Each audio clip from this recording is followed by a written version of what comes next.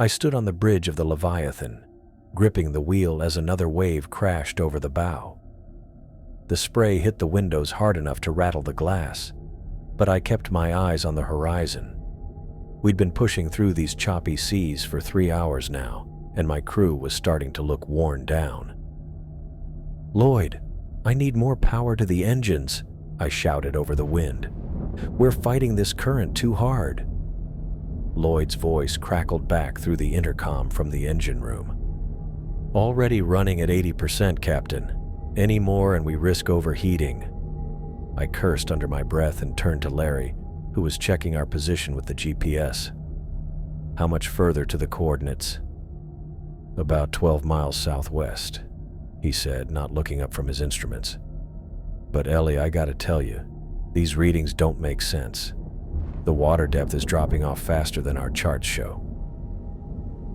I pulled out the old chart I'd been studying for weeks, the one my father had left behind with his other maritime papers.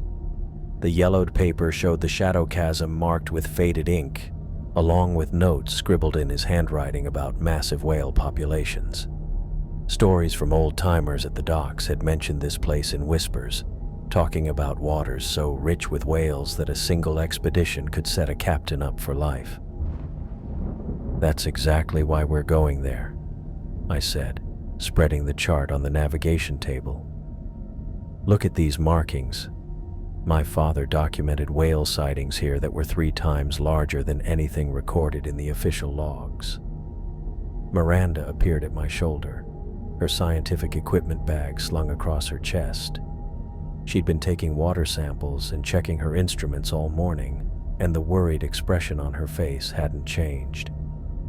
"Captain Harris, I need to voice some serious concerns about this course change," she said, adjusting her wire-rimmed glasses. "The ecosystem data I'm collecting shows some very unusual patterns. The water temperature has dropped 6 degrees in the last hour, and I'm not detecting any of the normal marine life we should be seeing in these waters." I barely glanced at her readings. "That just means we're heading into untouched territory. The whales are probably deeper, away from the shipping lanes." "That's not how marine ecosystems work," Miranda insisted. "When you don't see smaller fish and plankton, it usually means something is wrong with the environment. The chemical composition of these water samples is unlike anything I've documented before." Larry looked up from his charts, his weathered face creased with concern. "She's got a point, Ellie. I've been sailing these waters for 20 years, and I've never seen currents this unpredictable. The way the water's moving doesn't match any of our weather reports." I felt my jaw tighten. This was exactly the kind of cautious thinking that kept other captains from making the big scores. "Larry, you've also never seen the kind of payday we're heading toward. These concerns of yours, they're the same ones that kept every other expedition from succeeding out here. Maybe they had good reasons for turning back," he said quietly.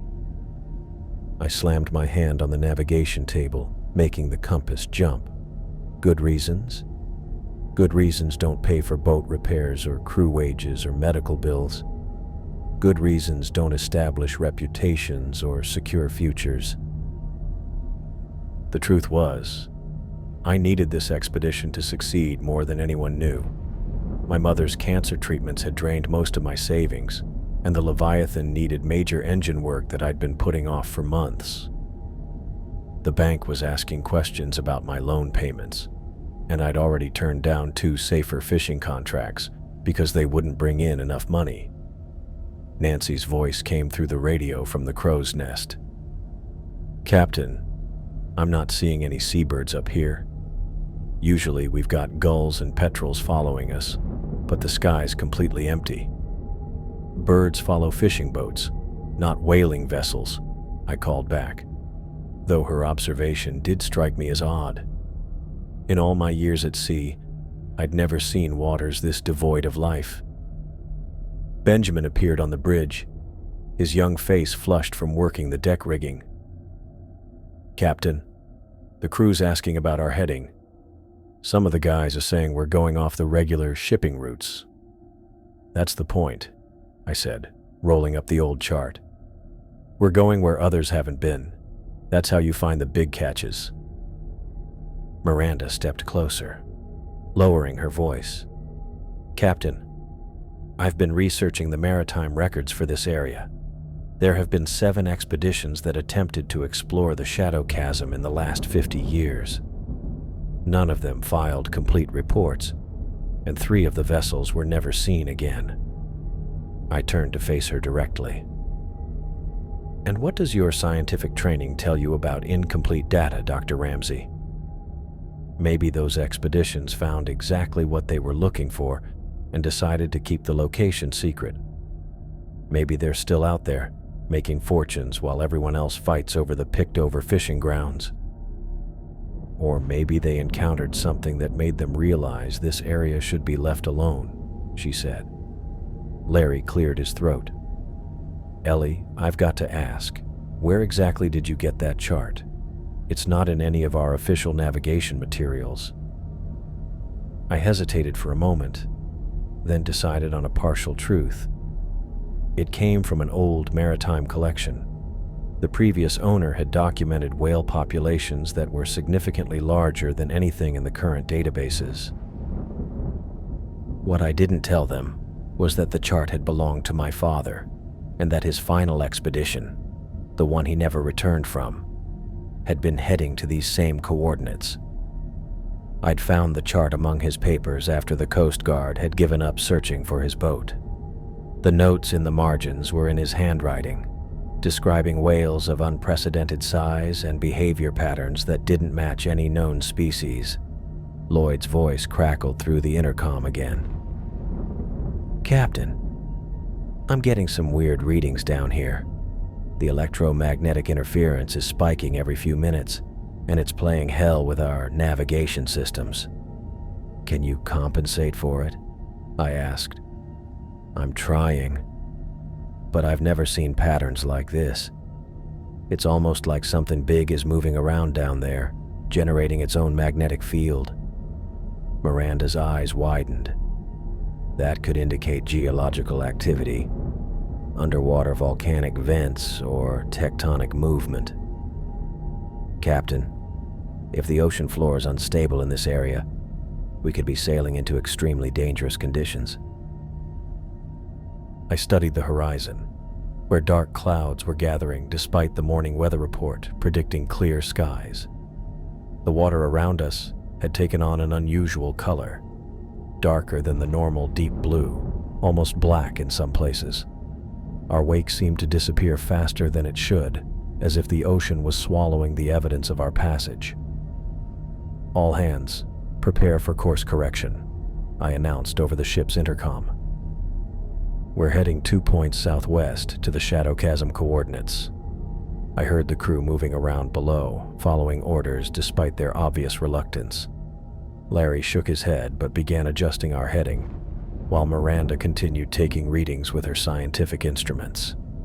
The truth was, I could feel something different about these waters too. The way the ship moved through the swells felt wrong somehow, like we were pushing through something thicker than normal seawater. The engine's vibration seemed muffled, and even the wind sounded different, quieter, more distant. But I'd come too far to turn back now. Every instinct I'd developed over 15 years of maritime experience was telling me to be cautious, but my desperation was stronger than my instincts. I needed this catch to work out. I needed to prove that I could succeed where others had failed, that I could honor my father's memory by completing what he'd started. Captain, Nancy called down from the crow's nest. I'm seeing something strange in the water ahead. The surface looks different, smoother, like glass. I raised my binoculars and scanned the horizon. She was right. About 2 miles ahead, the choppy seas gave way to an area of perfectly calm water that stretched as far as I could see. It looked unnatural, like a massive oil slick, but there was no sheen or discoloration. That's probably just a wind shadow from the weather system, I said. though I'd never seen anything quite like it. Miranda was frantically checking her instruments. The water temperature just dropped another 4 degrees. And Captain, I'm detecting some kind of chemical signature I can't identify. The molecular structure doesn't match anything in my databases. How long until we reach the coordinates? I asked Larry. He checked his instruments again. At current speed, about 40 minutes. But Ellie, I really think we should slow down and test the waters first. Send down some equipment, check the depth readings, maybe deploy a few sensors. We don't have time for extensive testing, I said. Every hour we spend being cautious is an hour some other crew could be moving in on our territory. The reality was that I'd already spent most of my operating budget getting us this far. Fuel costs, crew wages, equipment maintenance, it was all adding up faster than I'd planned. If we didn't find whales soon, I'd have to head back to port with nothing to show for the expedition except mounting debts. Lloyd appeared on the bridge, wiping grease from his hands with a rag. Captain, I need to report some equipment malfunctions. Our sonar is giving inconsistent readings, and the fish finder keeps showing massive shapes that disappear when I try to get a lock on them. Probably just interference from the electromagnetic anomalies you mentioned, I said. Can you work around it? I'm trying, but it's like the equipment doesn't know how to process what it's seeing. The shapes are too big to be whales, but they're definitely organic, and they're moving in patterns that don't make sense for any sea life I know about. Miranda looked up from her tablet. Lloyd, can you show me those sonar readings? I might be able to help interpret the biological data. As they huddled over the equipment, I kept my eyes on the approaching calm water. Something about it made my skin crawl, but I pushed the feeling aside. Fear was a luxury I couldn't afford right now. I'd built my reputation on taking calculated risks that other captains wouldn't consider, and this was just another example of that philosophy. The wind died completely as we approached the edge of the calm zone. The sudden silence was unsettling. No waves against the hull, no rigging creaking in the breeze, just the steady throb of the engines and the quiet hum of our electronics. All stop, I ordered. Larry pulled back on the throttles, and the Leviathan coasted to a halt right at the edge of the strange, calm water. The boundary was so distinct it looked like someone had drawn a line across the ocean. On our side, small waves lapped against the hull. On the other side, the surface was mirror smooth. Deploy the depth sounder, I said. Let's see what we're dealing with. Lloyd worked the controls, and we all watched the display as the sonar pulse traveled downward. The numbers kept climbing. 100 feet, 500, 1,000, 2,000. At 3,000 feet, the signal just disappeared. That can't be right, Larry said. Our equipment has a range of 5,000 feet. Try it again, I ordered. The second reading was identical. The ocean floor simply wasn't there, or it was deeper than our instruments could measure. Miranda was taking more water samples from the calm zone, her face pale with concentration. Captain, this water is completely different from what we were sailing through 10 minutes ago. The salinity is wrong. The temperature is at least 10 degrees colder, and there are microorganisms here that I've never seen before. Different how? I asked, though part of me didn't want to know the answer. They're not behaving like normal marine life. They seem to be organized, almost like they're responding to some kind of signal or intelligence.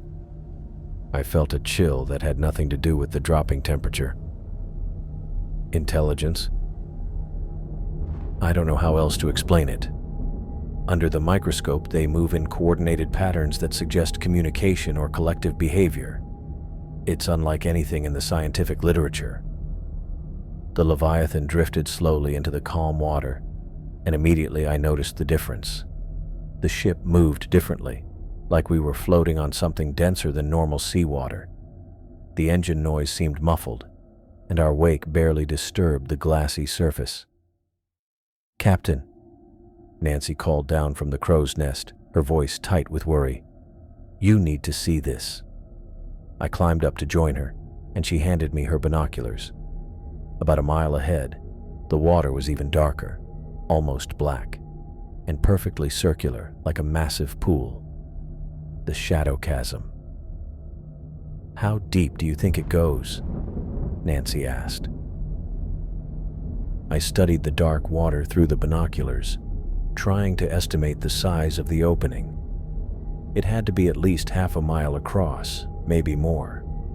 The edges were so perfectly defined, they looked artificial, like someone had cut a hole in the ocean floor. "Deep enough to hide the biggest whales on the planet," I said, though my voice sounded less confident than I'd intended. Back on the bridge, I spread out my father's chart again, comparing his markings to what we were seeing. The coordinates matched perfectly, and his notes described the same circular opening in the ocean floor. But there were other notations in the margins, written in a different ink, that I'd never paid much attention to before. "Beware the Guardian," one note read. "Ancient intelligence below." Another notation, in what looked like my father's handwriting but shakier, as if written in rough seas. "They know we're here." I folded the chart quickly before anyone else could see those particular notes. Whatever my father had encountered here, it hadn't stopped him from marking this location as the richest whaling ground he'd ever discovered. The main body of his notes described whale populations that defied belief. Creatures larger than any recorded species, moving in coordinated groups that suggested advanced social behavior. "All ahead slow," I ordered. "Take us to the edge of the chasm." Larry hesitated at the controls. "Ellie, maybe we should drop anchor here and send down some equipment first. Test the waters, see what we're dealing with." "We didn't come all this way to be cautious," I said. "The whales are down there, and we're going to find them." As the Leviathan moved slowly toward the dark circle of water, I calculated the potential profits in my head.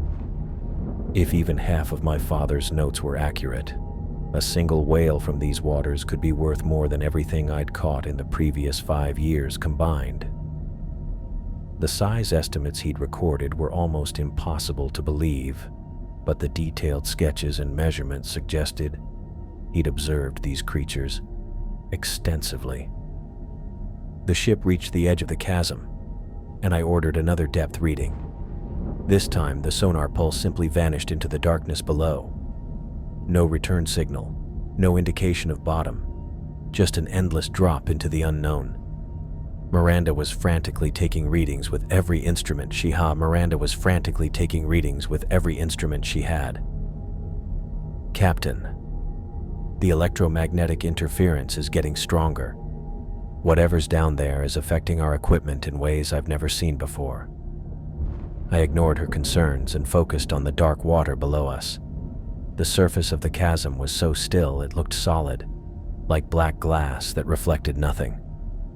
No light seemed to penetrate more than a few feet down, creating the illusion that we were floating above a void.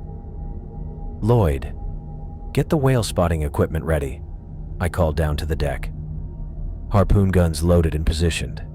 If there are whales down there, I want to be ready when they surface." "Captain," Benjamin said, appearing at my elbow with a worried expression. "The crew's getting nervous. Some of the guys are saying this place feels wrong." "The crew gets paid to follow orders, not to have feelings about our hunting grounds," I said sharply. "Tell them to focus on their jobs."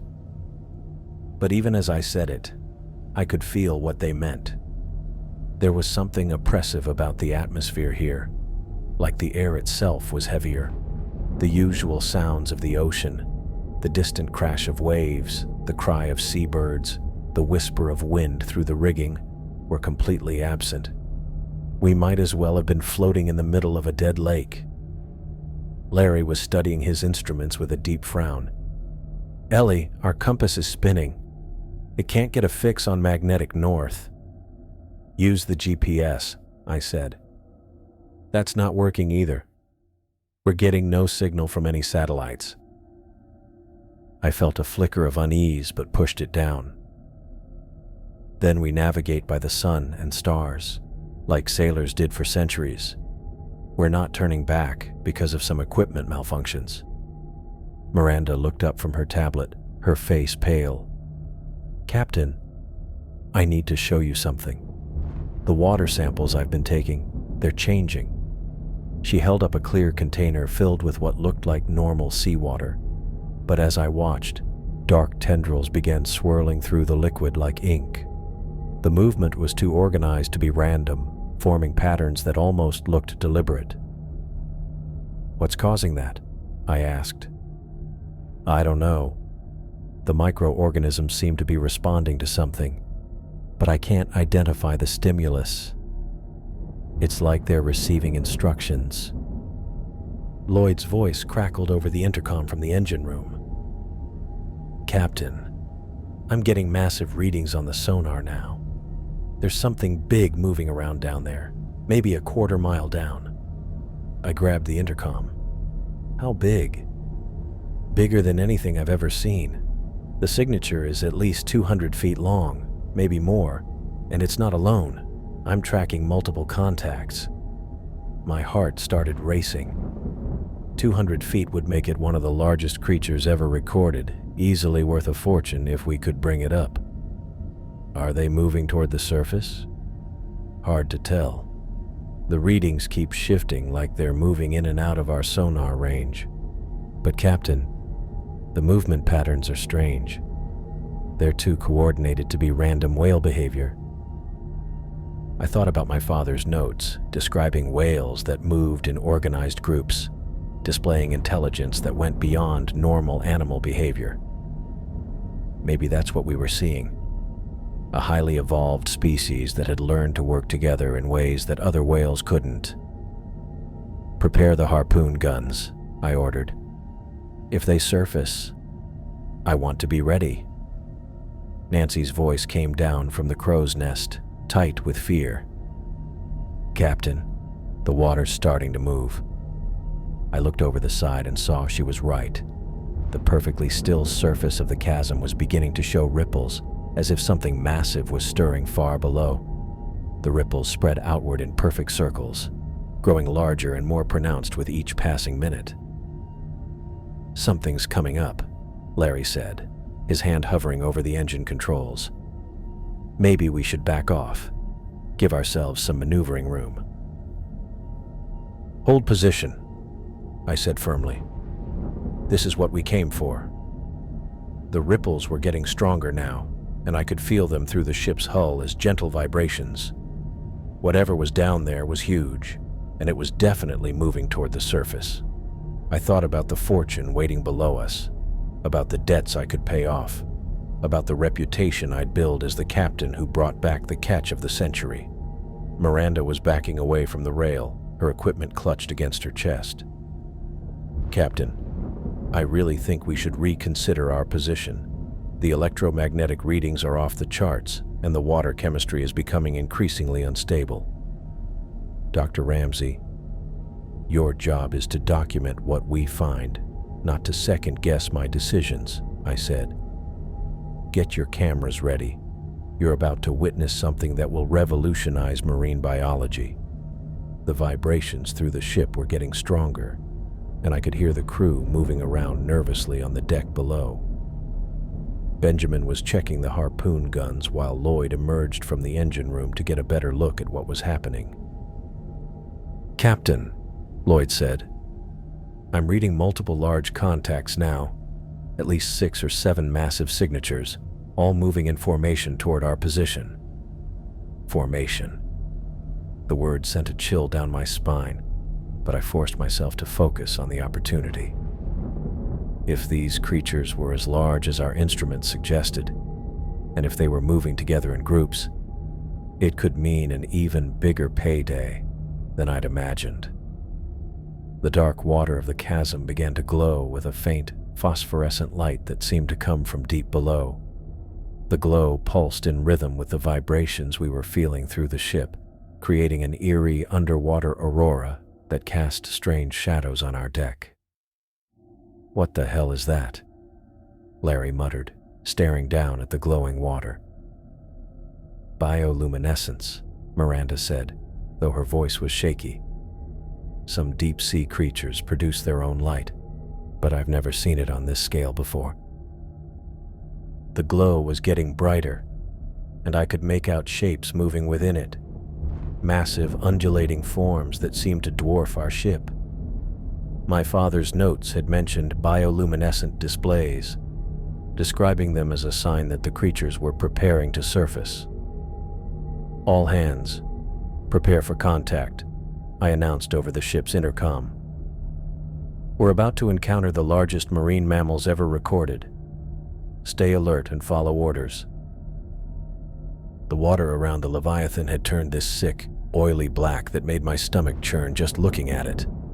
I'd been sailing these waters for over 20 years, and I'd never seen anything like it. The ocean looked like it was swallowing light instead of reflecting it back up at us. When I leaned over the rail to get a better look, the surface was so dark I couldn't see more than a few inches down. "Captain," Lloyd called from the engine room hatch, wiping grease off his hands with an old rag. "The sonar's picking up some massive shapes down there, way bigger than anything I've ever seen on these screens." I walked over to check the readings myself. The display showed enormous blobs moving around in the depths, but they didn't look like whales or any other sea life I knew. They were too big, too irregular. Some of them stretched across the screen like underwater mountains that could shift and change shape. "Probably just rock formations," I said, though my voice didn't sound as confident as I wanted it to. "The equipment's been acting up all day."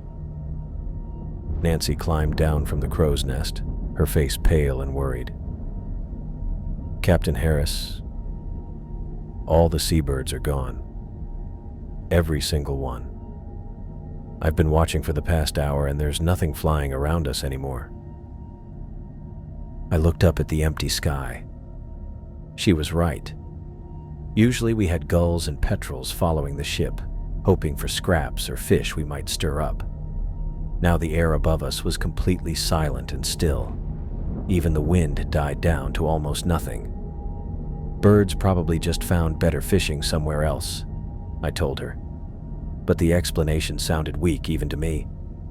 Larry came up from below deck with a worried expression that I'd learned to recognize over our years working together.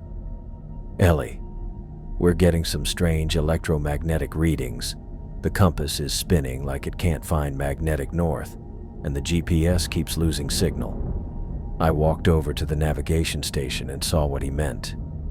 Our instruments were flickering on and off like someone was playing with the power switch.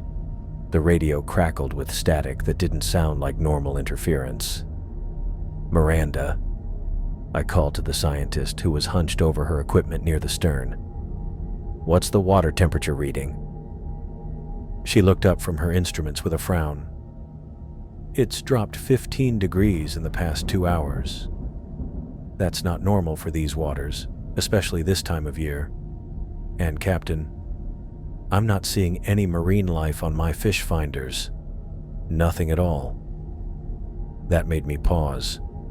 These were supposed to be prime hunting waters, rich with the kind of sea life that would attract the whales we were after.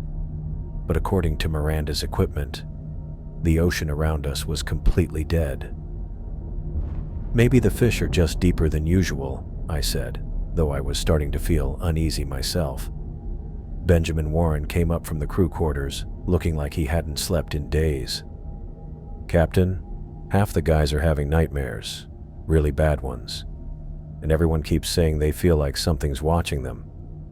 I'd noticed the crew seemed jumpy lately, but I'd figured it was just nerves about being so far from the usual shipping routes. Now that Benjamin mentioned it, I realized I'd been feeling that same creepy sensation myself. Like eyes were on me even when I was alone on the bridge. "It's just being out in unfamiliar waters," I told him. "Tell the men to focus on their work instead of letting their imaginations run wild. But even as I said it, I couldn't shake the feeling that something was wrong. The water around us stayed perfectly still, like glass, even though we were moving at a steady pace. There should have been waves, wake patterns, some kind of disturbance from our passage. Instead, the black surface remained smooth and motionless. Lloyd climbed up from the engine room again, this time looking genuinely worried. "Captain, the engines are running fine, but something's not right. The water we're pumping through the cooling system is coming out a different color than it goes in." "What do you mean?" "It goes in black, like everything else around here, but it comes out this weird gray color, and it smells wrong, like metal and something else I can't identify." I followed him to look at the discharge port. Sure enough, the water flowing out of our cooling system had a strange metallic sheen to it, and there was a smell that reminded me of old pennies mixed with something organic and rotten. Miranda walked over with her tablet, showing me readings that meant nothing to me but clearly worried her. "Captain, the chemical composition of this water is unlike anything I've seen. There are microorganisms here that don't match any known species, and they're behaving in coordinated patterns." "What does that mean?" "It means they might be responding to some kind of intelligence, like they're being directed by something." I didn't like the sound of that, but I wasn't about to let scientific theories scare me away from what could be the biggest catch of our careers.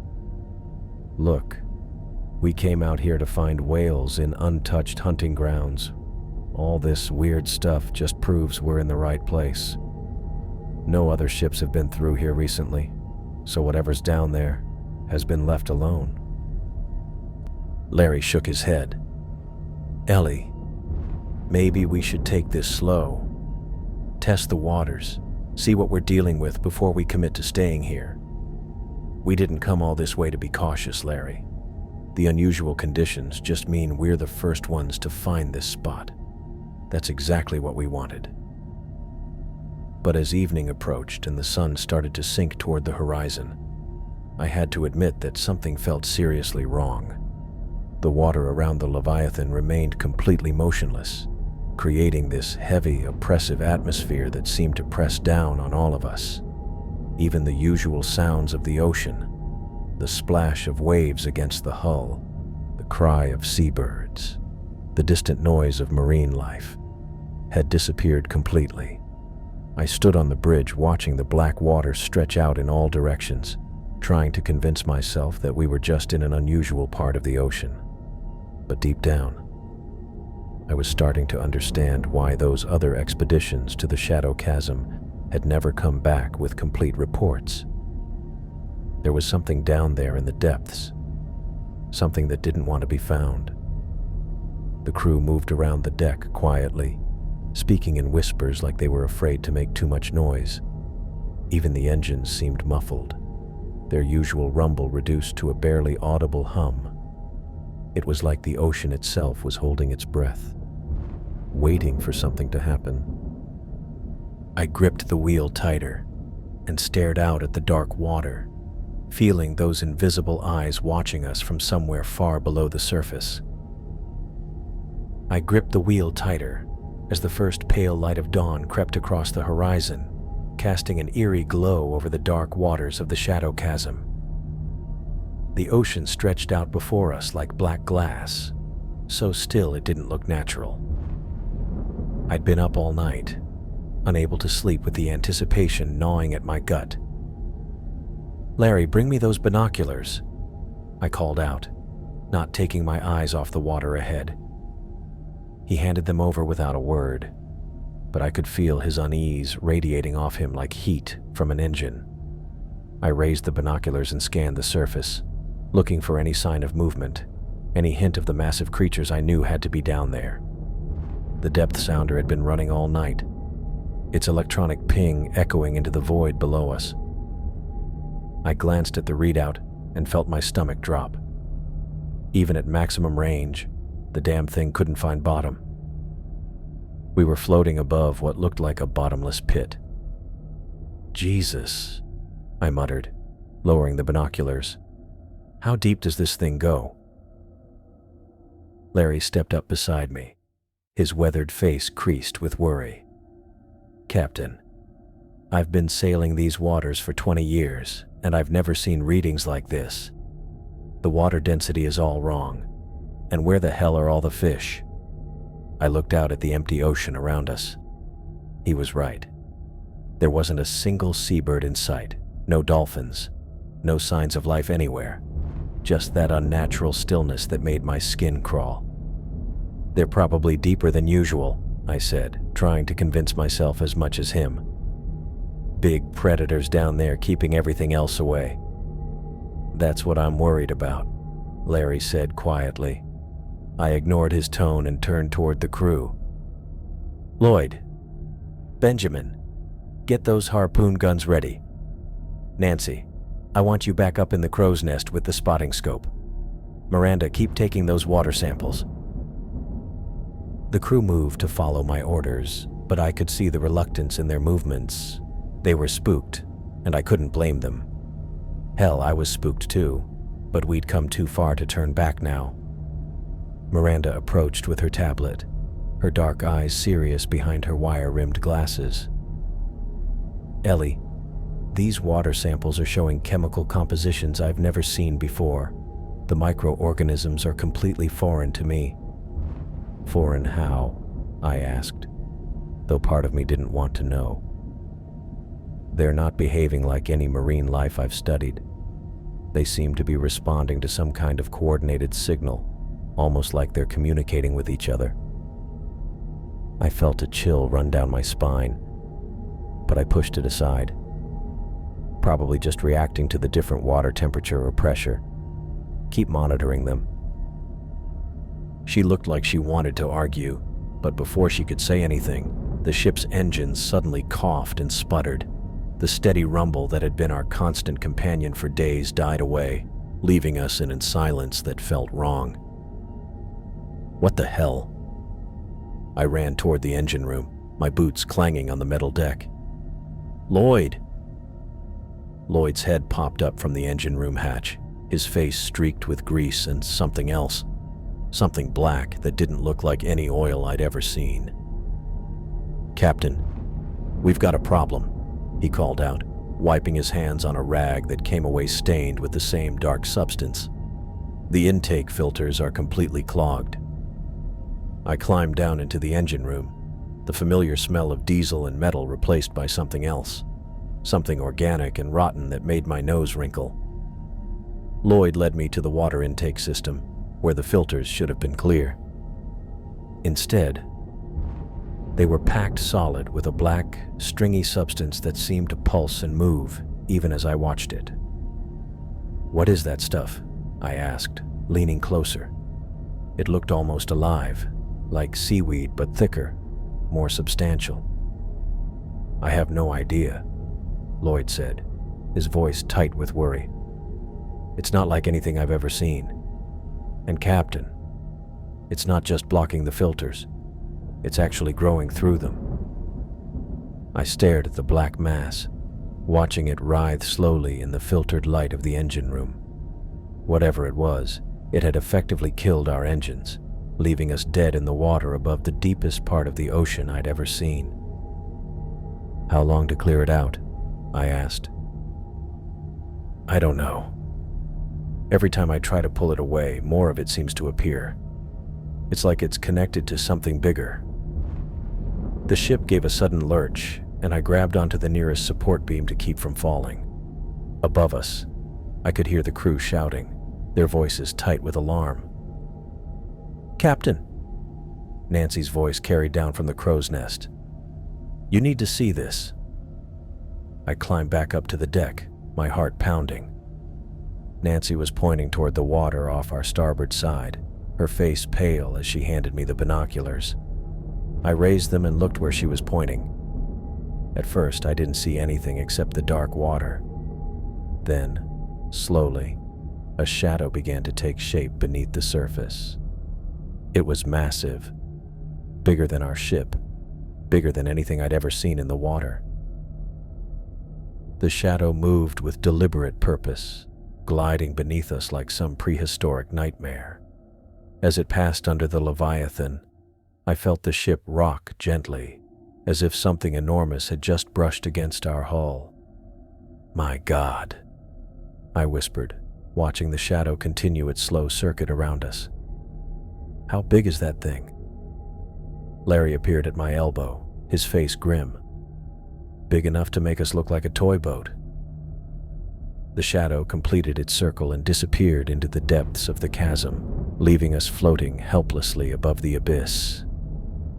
I lowered the binoculars, my hands shaking slightly as the full reality of our situation hit me. We were stranded above the deepest part of the ocean, our engines dead, with something the size of a building moving in the water beneath us. Whatever was down there, it wasn't a whale. It was something else entirely, something that had been waiting in the darkness of the shadow chasm. The deck bucked beneath my feet like a wild horse as something massive slammed into the Leviathan's hull. I grabbed the wheel with both hands, trying to keep my balance as the whole ship shuddered from bow to stern. The impact felt like we'd hit a reef, but I knew damn well there wasn't any reef out here. "What the hell was that?" I shouted, but my voice got lost in the groaning of stressed metal and wood. Then I saw it. A tentacle thick as an old oak tree burst from the black water, water streaming off its mottled surface as it rose higher than our mainmast. Dinner plate-sized suckers lined the underside, each one pulsing with alien life. The thing moved with purpose, not like any sea creature I'd ever seen, but like something that knew exactly what it was doing. The tentacle came down on our forward deck with a crash that split the wooden planking like kindling. I watched our spare anchor get crushed flat, twisted into scrap metal like it was made of tin foil. The whole ship lurched to starboard under the weight. "Holy shit," Larry breathed beside me, his face gone white as paper. More tentacles erupted from the water around us. 1, 2, 3 massive arms reaching up from the depths, each one bigger than the last. They moved with terrifying coordination, like fingers on a giant hand. The water around the ship churned and frothed as something enormous stirred beneath us.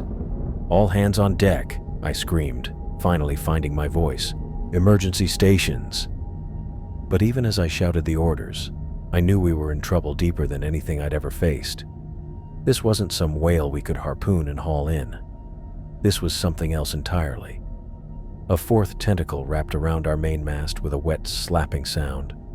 The wood groaned and cracked as the appendage tightened its grip. I watched in horror as our mast snapped like a toothpick, the broken timber crashing down onto the deck in a tangle of rigging and canvas. Lloyd came running up from the engine room, his face streaked with grease and panic. "Captain, what's happening up here? The whole ship's shaking like—" His words cut off as another tentacle swept across the deck behind him, missing his head by inches. The arm was covered in some kind of slime that left a trail of stinking mucus across our planking. "Get to the harpoon guns," I yelled at him. "Now!" But I could see in his eyes that he understood what I was starting to realize. Our harpoons were made for whales, not for whatever this thing was. The tentacles I could see were just the beginning. Something massive lurked beneath the surface, something that made our ship look like a toy boat. Nancy's voice cut through the chaos from the crow's nest. "Captain, there's more of them. I can see." Her scream pierced the air as a tentacle shot up from the water like a striking snake. It wrapped around her waist and yanked her from the rigging before anyone could move. I caught one glimpse of her terrified face as she disappeared over the side, swallowed by the black water, without even a splash to mark where she'd gone. "Nancy!" Benjamin shouted, running toward the rail where she'd vanished. "Stay back!" I commanded, but my voice cracked with the horror of what I'd just witnessed.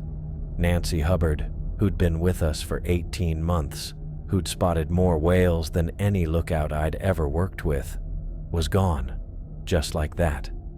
Miranda came stumbling across the tilting deck, her tablet clutched against her chest, her face a mix of terror and scientific fascination. "It's a colossal squid," she called out, her voice shaking. "But bigger than anything on record. The tentacles alone suggest a body length of over 60 feet. "I don't care what it is," I snarled back. "I care about how we kill it." Larry was already at the emergency harpoon station, trying to load one of our heavy guns while the deck pitched beneath his feet. The ship groaned again as more tentacles found purchase on our hull, and I could feel the Leviathan listing to port under the creature's weight. Another massive arm swept across the stern, taking out our radio antenna in a shower of sparks. The metal twisted and snapped like it was made of wire. Our communication with the outside world died in that instant, leaving us alone with this nightmare from the deep. I gripped the wheel tighter, my knuckles white with strain. Through the chaos of thrashing tentacles and splintering wood, I caught sight of something that made my blood freeze in my veins. An eye. It surfaced near our bow, just beneath the water's surface, and it was bigger than any porthole on our ship.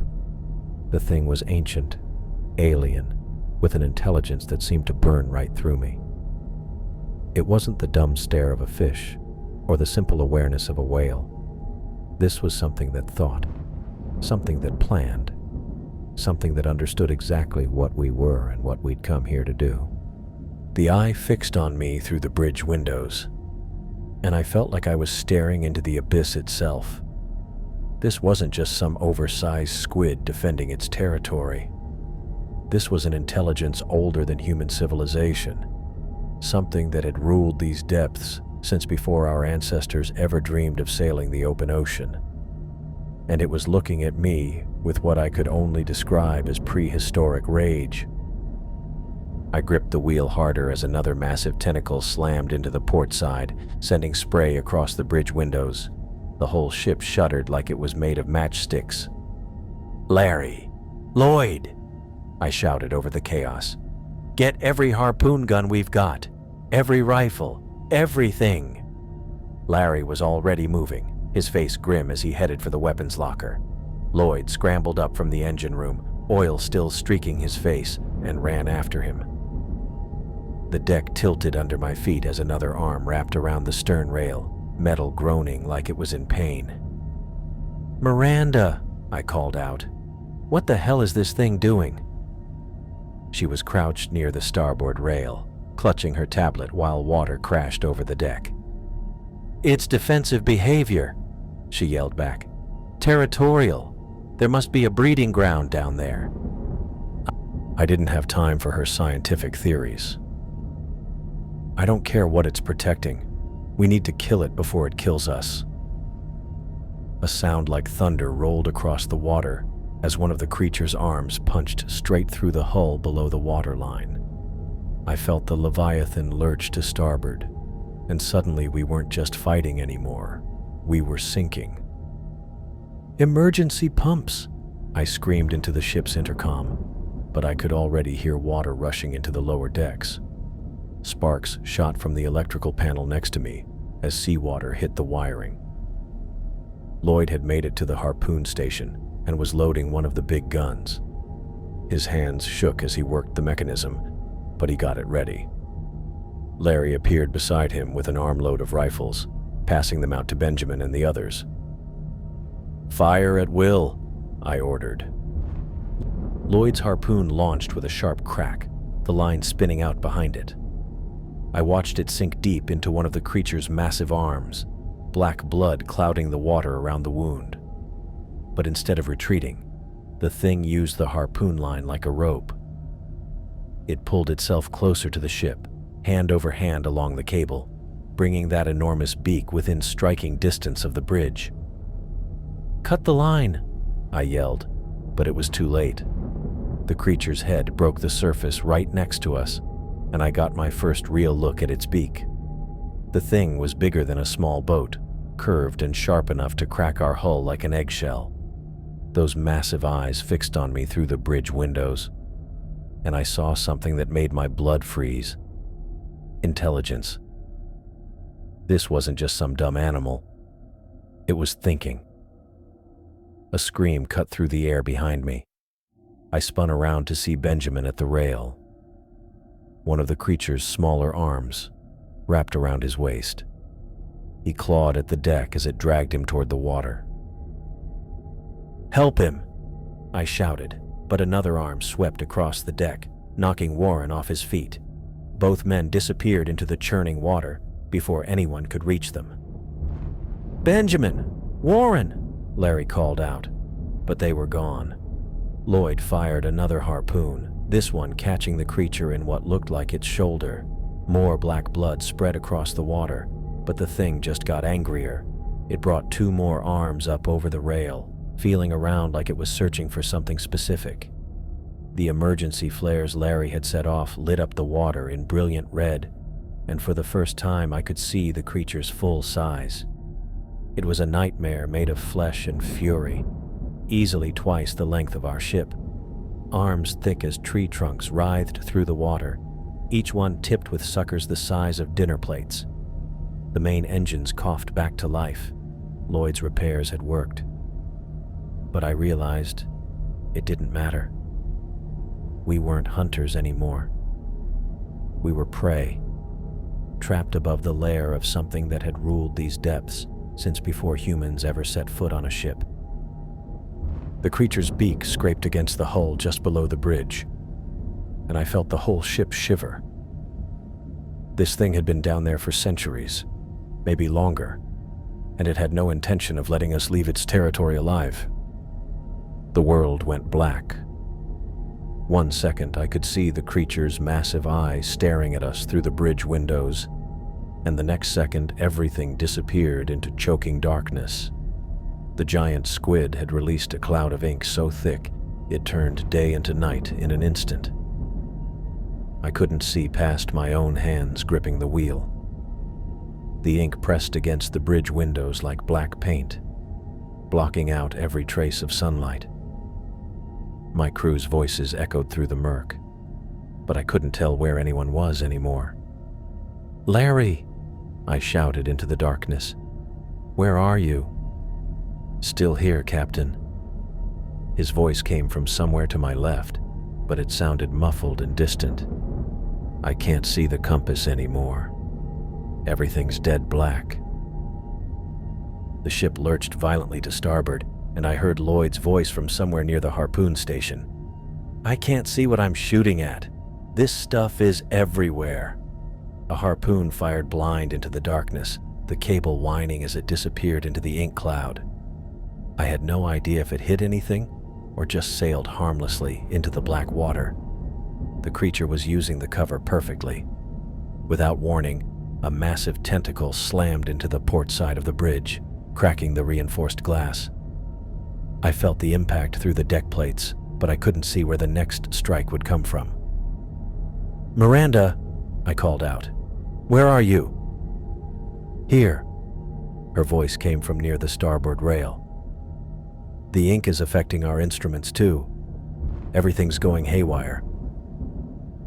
Another tentacle swept across the deck with a sound like a freight train. I heard metal tearing and equipment crashing, but I couldn't see what was being destroyed. The emergency lighting flickered once and died completely, leaving us in an alien twilight where the only light came from strange, ghostly glowing patterns that moved through the ink cloud. Those glowing markings had to be coming from the creature itself. Bioluminescent patches on its skin that pulsed and shifted as it moved around us. The patterns were beautiful and terrifying at the same time, like watching lightning through storm clouds. "The radio antenna," Larry's voice carried a note of panic. "It just got ripped clean off." I felt the ship shake as something massive wrapped around our stern. The hull groaned under enormous pressure, and I realized the creature was trying to snap us in half. The deck tilted at a crazy angle, and I had to grab the wheel with both hands to keep from sliding across the bridge. "Lloyd, stop firing," I shouted. "You're wasting ammunition on nothing." The ink was starting to clear slightly near the surface, but it still hung around us like a thick fog. I could make out shapes moving through the murk, but I couldn't tell if they were tentacles or just shadows. Miranda's voice came from much closer now. She must have been crawling across the tilting deck to reach the bridge. "Captain, this isn't random." "What do you mean?" I called back, still gripping the wheel as the ship groaned under the creature's assault. "The attack pattern." She was right next to me now, though I could barely see her outline in the darkness. "It's systematic. First it blinded us, then it destroyed our communications. Now it's working on our navigation equipment." Another crash echoed through the ship as something vital got torn away. The GPS display flickered and went dark, followed by the depth sounder and the radar screen. "It knows what it's doing," Miranda continued, her voice tight with fear and amazement. "This isn't just an animal defending its territory. It understands our technology." The horrible truth hit me like a physical blow. This creature wasn't just attacking us out of instinct or rage. It was methodically disabling our ability to escape or call for help. Every strike was calculated, every move designed to trap us here in its domain. "All hands!" I shouted into the darkness. "Forget the weapons. Focus on survival." The ship shuddered again as the tentacle around our stern tightened its grip. I could hear the hull plates buckling under the pressure. We had maybe minutes before the creature snapped us in half like a twig. The ink cloud was finally starting to thin out, and patches of gray daylight began filtering through the murk.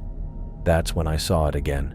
The creature's enormous eye, easily 6 feet across, studying us through the clearing darkness. But this time I understood what I was looking at. This wasn't the mindless gaze of a beast. There was intelligence behind that eye, cold and calculating and utterly alien. The creature was watching us the way a scientist might watch insects in a jar, figuring out exactly how to take us apart. We weren't hunters anymore. We were prey, caught in the domain of something that had ruled these waters since before humans ever built their first boats. And it knew exactly what it was doing to us. I gripped the wheel harder as another massive tentacle slammed into the port side, sending a shudder through the entire ship. The Leviathan was listing badly to starboard now, and I could hear water rushing in somewhere below deck. Half my crew was gone. Nancy, Benjamin, Warren, all pulled into those dark waters by something that shouldn't exist. "Captain!" Miranda stumbled across the tilting deck toward me, her tablet clutched against her chest. "You need to listen to me." I wanted to tell her to shut up and help us fight, but the truth was we weren't winning this fight. We weren't even surviving it. The creature had been pounding us for what felt like hours, and every attack was getting more precise, more devastating. "What?" I shouted over the sound of groaning metal and crashing water. "It's protecting something down there," she said, pointing toward the black water. "A breeding ground. Maybe nursery areas. We're not just in its territory. We're threatening its young." Another tentacle wrapped around the wheelhouse, and I watched cracks spider across the reinforced glass. The pressure was incredible. I'd seen storms that could tear a ship apart, but this was different. This was intelligent destruction. "So what the hell do you want me to do about it?" I yelled. "Stop attacking it." Miranda grabbed my arm. "Every harpoon, every shot. We're just making it more aggressive. It thinks we're here to hurt its offspring." Larry appeared at my shoulder, his face grim. "Captain, I've been watching the pattern. It attacks in waves, hits us hard, then backs off for maybe 30 seconds to assess the threat, like it's checking if we're still dangerous." I looked at him, then at Miranda. The ship lurched again as something massive scraped along the hull.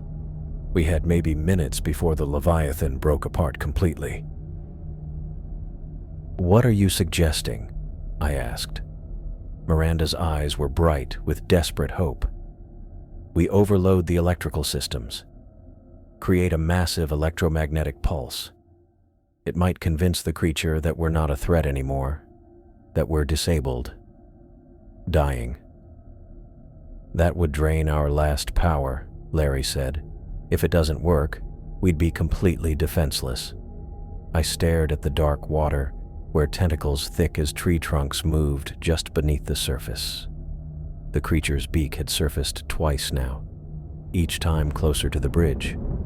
It was the size of a small boat, and behind it, I'd glimpsed an eye that held intelligence older than anything I'd ever imagined. "Lloyd," I called toward the harpoon station. "How much ammunition do we have left?" "Maybe 6 harpoons," he called back, wiping blood from a cut on his forehead. "But they're not doing much good." Another impact shook the ship, and I heard something snap below deck. We were running out of time and options. The creature wasn't just some dumb animal we could outfight or outrun. It was smart, methodical, and it knew these waters better than we ever would. "Miranda," I said, making the decision that went against every instinct I'd developed in 20 years of commanding ships. "How do we do it?" Her face lit up with relief. "The main electrical panel in the engine room. We can reroute power from the emergency batteries and the backup generator. Create a feedback loop that'll send a massive pulse through the water. That's assuming the engine room isn't flooded," Larry said. I looked at the angle of the deck, felt the way the ship was settling lower in the water. Only one way to find out. "Larry, you're with me. Lloyd, keep those harpoons ready, but don't fire unless that thing comes right at the bridge." "What about me?" Miranda asked. "You're the one who understands this plan. Come with us and make sure we don't electrocute ourselves." I let go of the wheel for the first time since the attack started. The ship was listing so badly now that walking across the deck meant grabbing onto whatever was bolted down. A tentacle as thick as my waist swept across the bow, crushing the remains of our radio equipment. The hatch to the engine room was partially submerged, with dark water sloshing around the opening. I could hear Lloyd firing another harpoon behind us, followed by an underwater roar that seemed to come from everywhere at once. "How deep is it?" Larry asked, peering down into the flooded compartment. I grabbed a flashlight from the emergency kit and shined it down. The water was up to about knee level, but I could see the main electrical panel on the far wall still above the waterline. "We can make it," I said, "but we need to move fast." The ship shuddered again, and I heard the distinctive sound of metal tearing. Whatever was left of our hull integrity was failing fast. I grabbed Larry's arm as another massive tentacle slammed into the hull above us. "We need to get to the main electrical panel," I shouted over the groaning metal and rushing water. The engine room was a nightmare. Knee-deep water sloshed around us, and sparks flew from damaged circuits every few seconds. Larry nodded and followed me deeper into the flooded compartment. The water was freezing and stank of diesel fuel mixed with something organic and rotten. I'd been in this engine room 1,000 times, but never like this, never with the ship listing so badly that I had to grab pipes and conduits just to stay upright. "There," I pointed to the main electrical panel mounted on the starboard bulkhead. Half of it was already underwater, but the upper section still had power. Red and green lights blinked frantically as the ship's systems tried to compensate for the damage. The creature hit us again, and the entire ship shuddered. A pipe burst somewhere behind us, sending a spray of scalding steam across the compartment. Larry ducked and cursed, wiping water from his eyes. "What exactly are we doing here?" he asked, pulling a wrench from his tool belt. "Miranda thinks we can overload the electrical systems," I said, opening the panel's access door. Create some kind of electromagnetic pulse that might convince this thing we're not a threat. Larry stared at me like I'd lost my mind. And if it doesn't work? Then we're dead anyway. I started pulling cables from their housings, my hands shaking from cold and adrenaline. Help me reroute these power lines. We need to channel everything through the main transformer. The water around our legs was rising. I could feel the ship settling deeper with each passing minute. Above us, something crashed onto the deck, probably another piece of superstructure getting torn away by those massive tentacles. Larry grabbed a handful of thick cables and started disconnecting them from their terminals. Which ones go where? The red ones carry main power, I said, trying to remember the ship's electrical layout. We need to connect them all to the same output. It'll overload the system, but that's what we want. A spark jumped between two exposed wires, and Larry jerked his hand back. Jesus, that's hot. Just keep going. I was working frantically now, stripping insulation with my knife and twisting copper wires together. The water was up to our thighs, and I could taste the metallic tang of electrical discharge in the air. The creature's beak punched through the bulkhead about 10 feet away from us. The metal tore like paper, and brackish seawater poured through the hole. Larry and I both froze, staring at the massive curved weapon that had just missed crushing us. "Move!" I yelled, grabbing more cables. "We're almost done." Larry helped me connect the last few power lines while water continued pouring in around us. The electrical panel was sparking constantly now, and I could smell burning insulation. This was either going to work or electrocute us both. "That's it," I said, stepping back from the panel. "Everything's connected to the main transformer. When we throw the switch, it should send every amp of power we've got through the ship's hull." The creature withdrew its beak from the hole, and for a moment, the engine room was quiet except for the sound of rushing water. Then another tentacle smashed through the overhead, raining debris down on us. "Let's get out of here," Larry said. We waded through the rising water toward the engine room hatch. The ship was listing so badly now that the deck felt like a steep hill. I grabbed the ladder rungs and pulled myself up, with Larry right behind me. On deck, Lloyd was still at the harpoon station, but he'd switched to firing distress flares instead of harpoons. The red lights arced through the air and splashed into the dark water around us. Miranda was near the bridge, hunched over her tablet and shouting calculations. "How much time do we need?" I called to her. 30 seconds, she yelled back. "The creature's positioning itself for another attack. When it gets close enough, we trigger the pulse." I looked around at what was left of my ship. The mainmast was gone, snapped off at the base. The radio antenna was a twisted mess of metal hanging over the side. Half the deck railing had been torn away, and there were holes in the hull big enough to drive a truck through. This wasn't hunting anymore. This wasn't even fighting.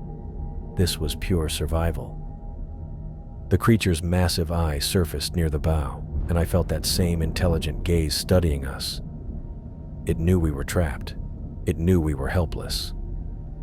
But it was taking its time, like a cat playing with wounded mice.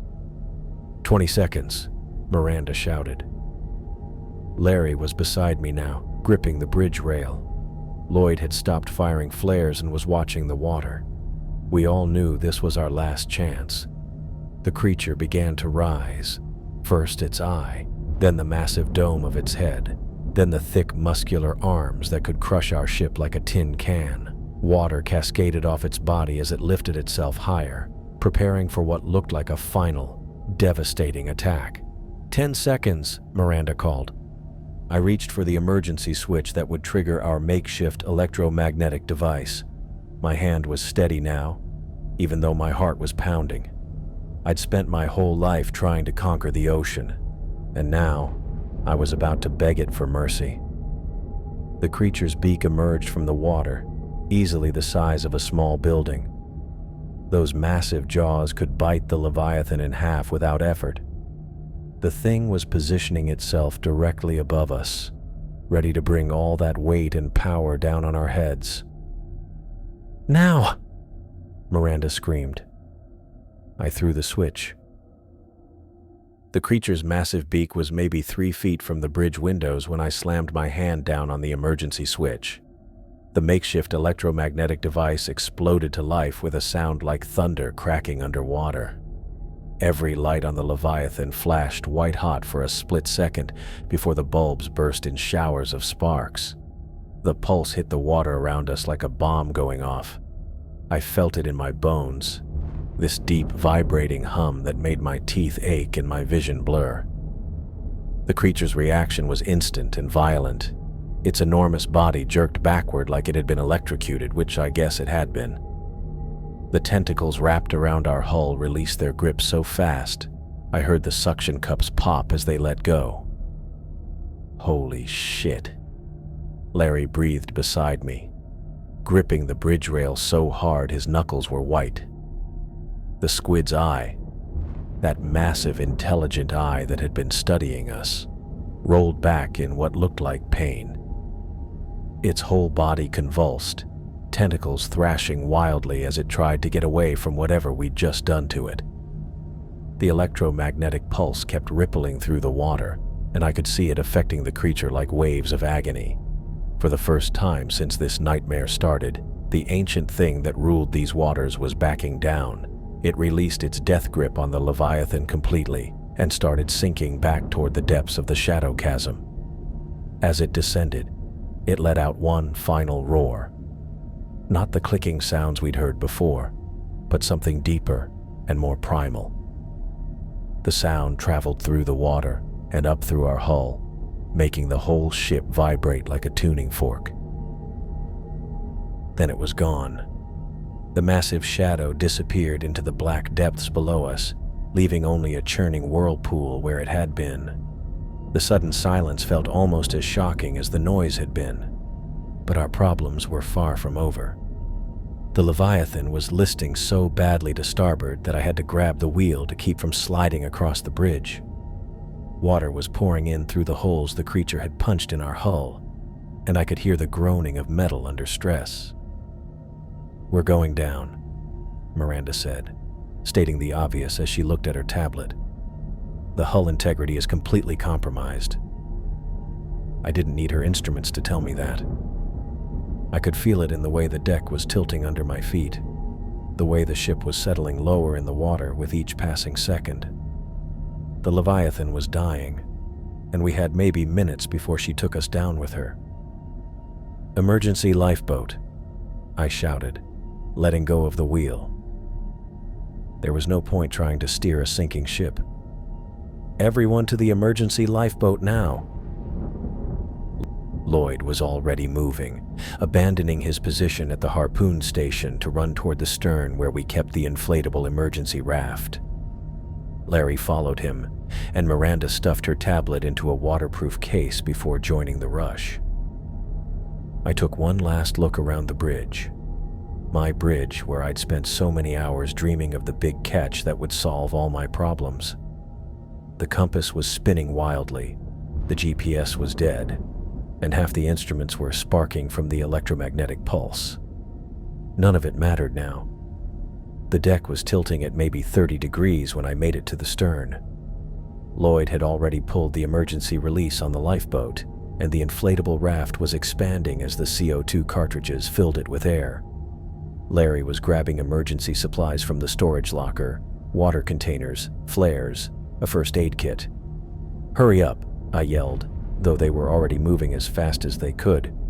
The Leviathan was settling faster now, her bow rising out of the water as the stern went down. We had maybe 2 minutes before she went under completely. Miranda climbed into the raft first, then Larry tossed in the emergency supplies. Lloyd jumped in next, and Larry followed. I was the last one off my ship, which felt right somehow.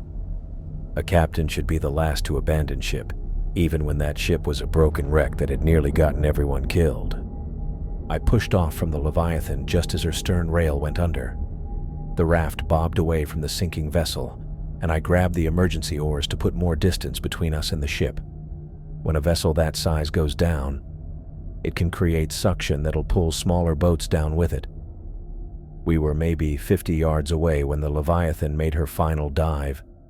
The bow pointed straight up at the sky for a moment, like she was reaching for something.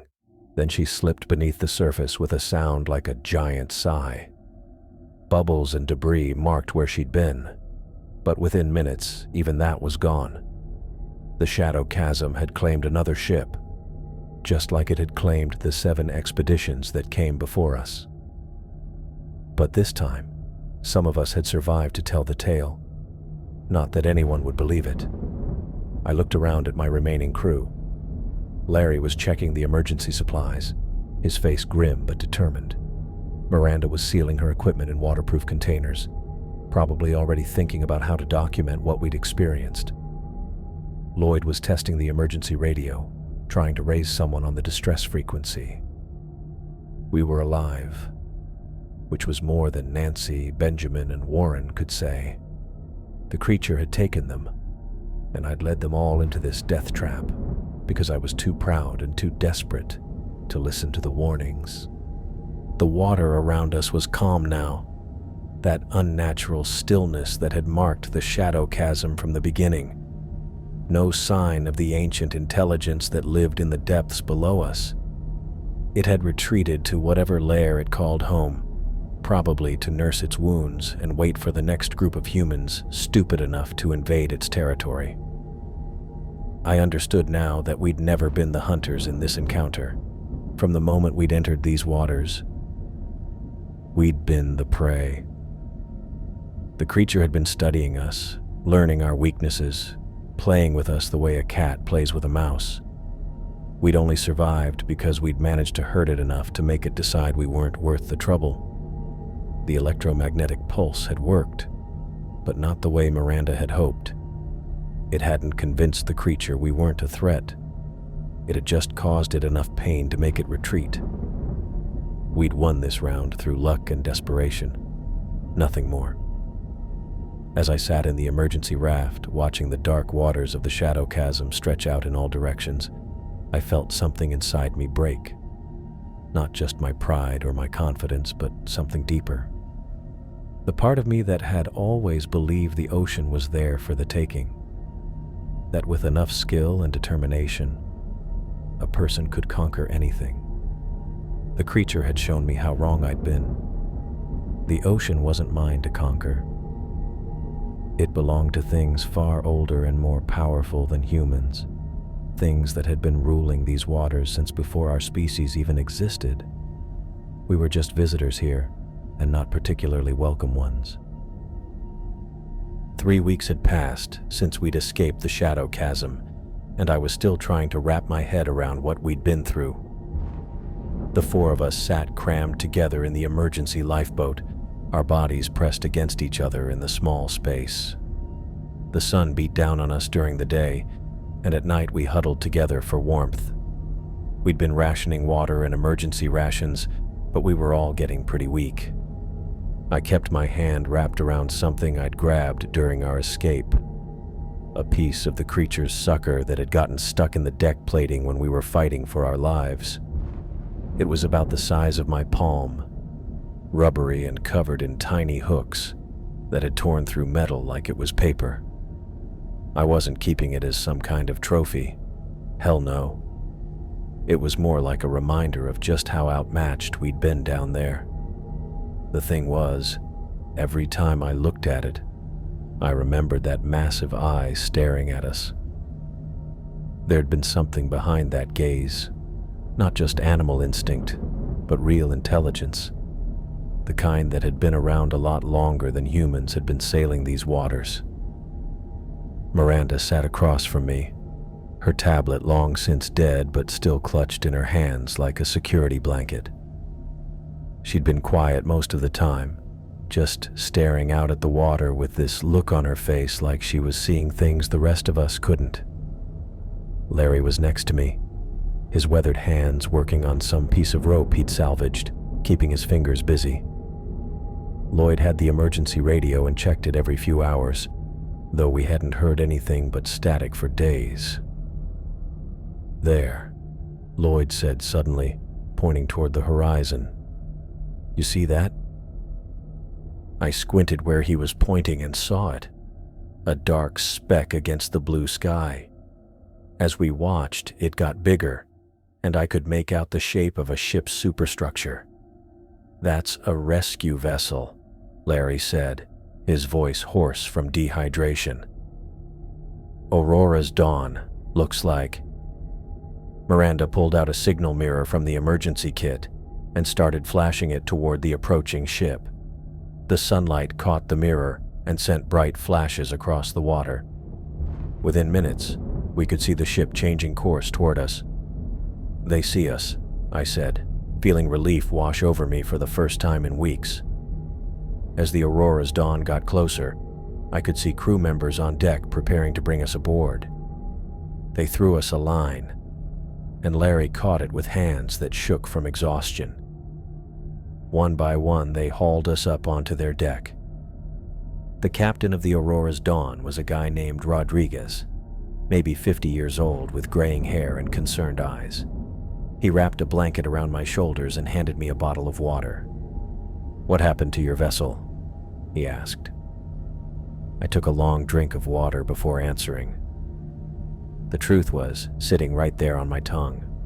The whole story about the shadow chasm, the creature, the intelligence we'd encountered down there. But I looked at Rodriguez's face and knew he'd never believe it. Hell, if someone had told me the same story 3 weeks ago, I would have thought they were suffering from dehydration and sun exposure. "Hit an uncharted reef," I said finally. "Lost her in the night." Rodriguez nodded like that made perfect sense. "Happens more than people think out here. These waters aren't as well mapped as they should be." Miranda caught my eye and gave me the slightest nod. She understood why I wasn't telling the whole truth. Some things were too dangerous to share with a world that would only see dollar signs and exploitation opportunities. Over the next few hours, as the Aurora's Dawn headed back toward port, Rodriguez took our statements for his official report. I stuck to the story about the reef. Larry and Lloyd backed me up without hesitation. We'd been through too much together for them to break ranks now. Miranda just said she was a marine biologist who'd been studying whale populations when the accident happened. The truth would stay between the four of us. Nancy, Benjamin, and Warren were listed as lost when the ship went down. Their families would get the insurance money, and that was something at least. I spent most of the voyage standing at the rail, looking out at the Pacific. The water looked different to me now. Before our trip to the Shadow Chasm, I'd seen the ocean as territory to be conquered, resources to be harvested, challenges to be overcome through skill and determination. Now I understood that we were just visitors in something much larger and older than human civilization. The creature we'd encountered wasn't some mindless beast. It had been protecting its territory, maybe its young, from what it saw as invaders. We'd gone down there thinking we were the apex predators, but we'd learned real quick that we were just another species trying to survive in waters ruled by intelligences we couldn't begin to understand. Miranda had filled a notebook with observations during our time in the lifeboat, writing down everything she could remember about the creature's behavior, the electromagnetic effects, the way the water itself had seemed different in the chasm. But she kept that notebook private, tucked away in her jacket. Some discoveries were too dangerous to share. "You think anyone will ever go back there?" Lloyd asked me on our second day aboard the Aurora's Dawn. I thought about it for a while before answering. Probably. Humans don't learn from other people's mistakes very well. "What would you tell them?" "To stay away," I said, but they wouldn't listen. Larry joined us at the rail, his eyes scanning the horizon out of habit. "Been thinking about what we saw down there," he said quietly. "That thing wasn't just defending itself. It was studying us. He was right. The way the creature had systematically disabled our communications, the intelligence behind its attacks, it had been learning about us even as we were fighting for our lives. "Makes you wonder what else is down there," Miranda said, appearing beside us. "How many other places like the shadow chasm exist in the deep ocean?" I fingered the piece of sucker in my pocket.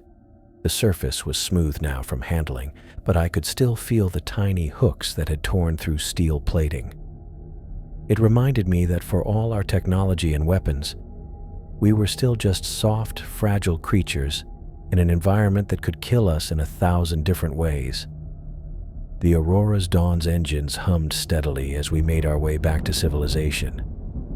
I knew that once we reached port, there would be paperwork to fill out, insurance claims to file, questions from maritime authorities.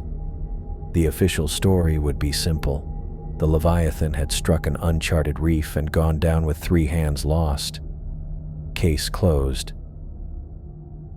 But the real story would live on in the 4 of us who'd survived. We'd carry the memory of that ancient intelligence, the knowledge that the ocean held secrets far beyond human understanding. I was no longer the captain who'd set out to conquer the sea and claim its treasures. I was a survivor who'd been given a glimpse into the true nature of the deep waters, and I'd been forever changed by what I'd seen. The sun was setting on our 3rd day aboard the rescue ship when I finally took the piece of sucker out of my pocket and looked at it one more time. Then I threw it over the rail and watched it disappear into the waves.